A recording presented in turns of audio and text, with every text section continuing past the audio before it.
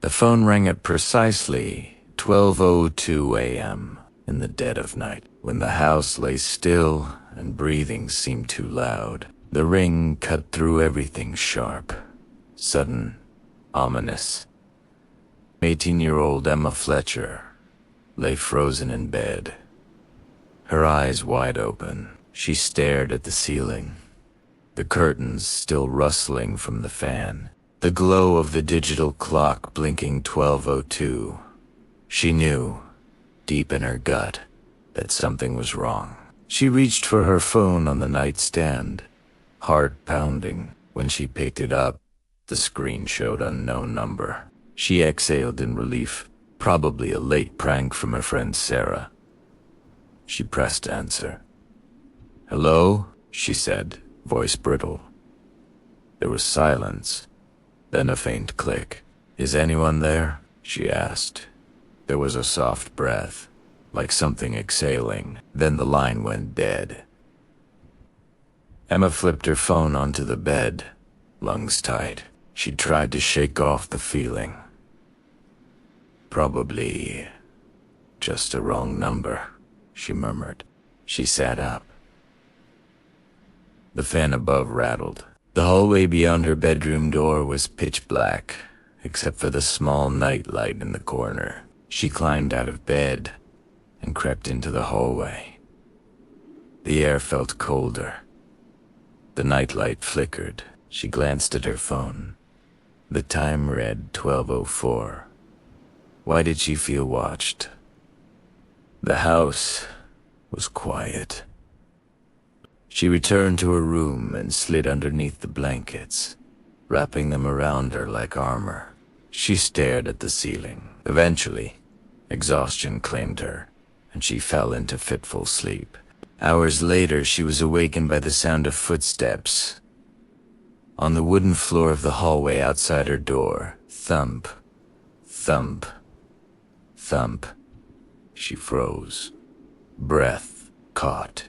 The clock on her phone read 12:59 a.m. They were approaching.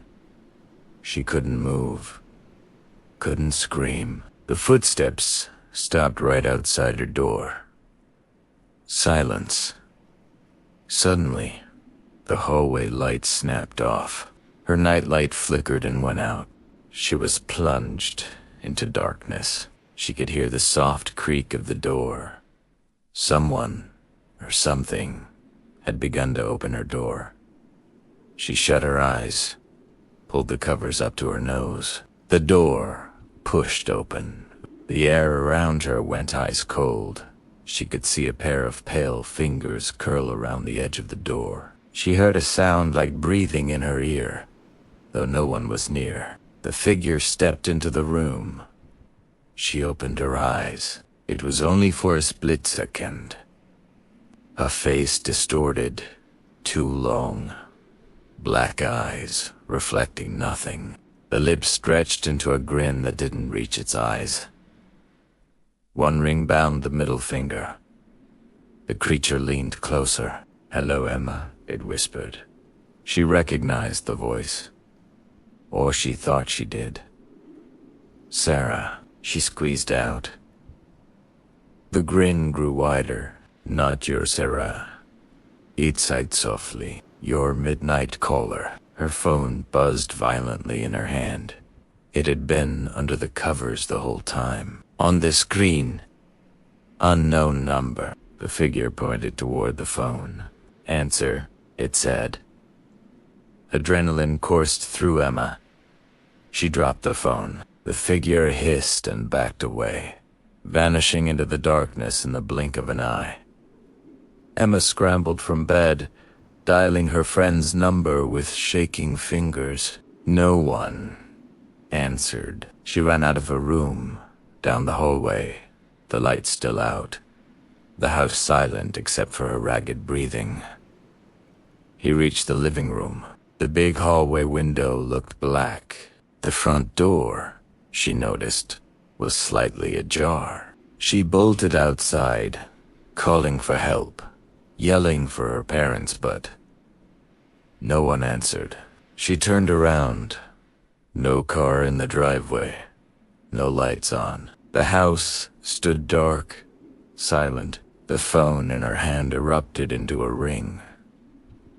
She made herself look. The screen showed last call. Trembling, she answered, low and hollow. A voice spoke her name. Emma. Your time is up. Then the line went dead. Later that morning, the police found the house locked from the inside. No sign of forced entry. No one inside. The only oddity: Emma's phone lying on the living room floor. Its battery drained but still locked to unknown number. Later, an old local article surfaced. A story from 10 years ago about a man who died in that very house. He'd made one single phone call just after midnight, locked the house door behind him, and was found hours later, lifeless. His phone showing unknown number. People began to whisper. When the clock reaches 12:03 a.m. and the phone rings, if you answer, you faint from the fear of what you see. The creature known as the Midnight Caller takes the last seconds of your time. So if you hear the ring at 12:03, don't pick up.